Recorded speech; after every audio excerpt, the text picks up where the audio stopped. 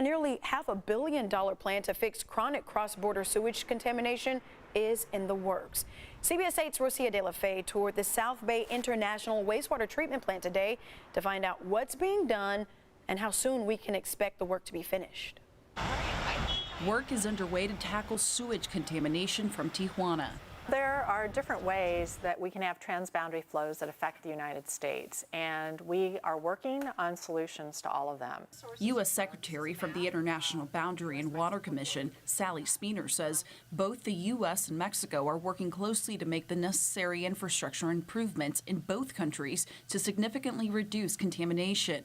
In a tour of the sewage plant on the U.S. side, Speener showed me the plan already in the works to address the issue, part of which includes being able to treat more wastewater on the U.S. side, fixing pump stations and aging sewer lines in Mexico, and the construction of a new sewage plant south of the border. With the projects that we're going to be implementing over the next 5 years, we expect to have a 50% reduction in the number of days of transboundary flows, as well as a significant reduction in the flow coming from Mexican coastal waters. Speener says by doubling the capacity of the South Bay International Wastewater Treatment Plant in the U.S. and building a new and improved plant in Mexico will not only significantly reduce sewage in the Tijuana River, but also the Pacific Ocean. U.S.-Mexico cooperation is absolutely critical to the success of our efforts here at the San Diego-Tijuana border. Sewage spills were responsible for numerous beach closures along South Bay beaches last year. Just last week, beaches along the coast were closed yet again after a 60-inch pipeline was damaged south of Tijuana.